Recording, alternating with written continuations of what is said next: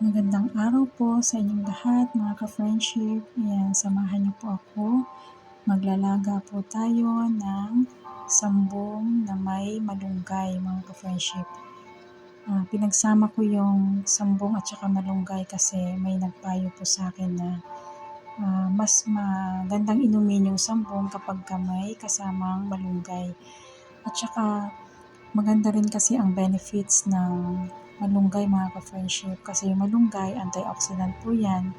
Plus yung malunggay kasi nakokontrol po kasi yung sugar sa katawan natin. Kaya maigi talaga siyang isama, inumin kasi yan nga yung sinasabi nila na miracle leaves na sinasabi kasi maraming benefits ang makukuha sa malunggay. Yung sambong naman, maganda po talaga yan, mabisa po yan sa mga nahihirapang umihi. Actually, nilagnat po kasi ako at saka yung anak ko. Imbis na uminom kami ng mga gamot ng mga antibiotic na yan. So, para sa akin, ang herbal kasi is mas mabisa talaga siya mga ka-friendship. Ayan. Ang gawin lang natin, pakuluan natin, kapag ka medyo nag-yellow green na yung dahon ng malunggay. Ayan. Unang naluto talaga yung yung sambong. Pag medyo yellow green na siya mga ka-friendship, hinaan niyo lang yung apoy, huwag masyadong malakas yung apoy para hindi umapaw yung tubig. Ayan. Tapos kapag alam niyo na okay na yung kulay ng tubig, patayin na po natin yung apoy mga ka-friendship. Tapos hintayin natin na mawala yung sobrang pagkulo ng tubig. No? Tapos mag-ready po tayo ng malinis na baso or tasa at siguraduhin po natin na yung makapal, yung hindi basta-basta nababasag sa init.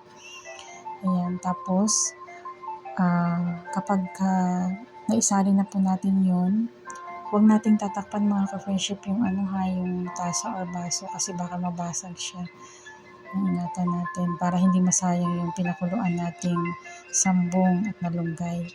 Ayan, napakabisa po niyan kapag nahihirapan po kayong umihi. Yan lang po yung inumin natin mga ka-friendship. Talagang luluwag yung pag-ihi natin. Ayan. Tsaka nakakatulong po siya para yung pagsakit ng puson, yung medyo mahapdi na lumalabas sa ihi natin kasi may infected na kasi yung ihi natin yung pagkaganon. Nililinis ng sambong at saka ng malunggay yun kasi ang malunggay antioxidant yan at saka anti-inflammatory din po yan mga ka-friendship, kaya malaking maitutulong po niyan.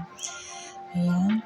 Sana marami kayong natutunan. Sana nakatulong po ang video na to. Maraming salamat po sa lahat po ng mga sumusuporta. Yung mga nagsusubscribe, thank you so much po. Yung mga nagko-comment, thank you so much. At saka yung mga hindi nang iiwan dyan, salamat po. God bless you all mga ka-friendship. At saka sana abangan niyo po yung mga susunod pang video. Salamat po.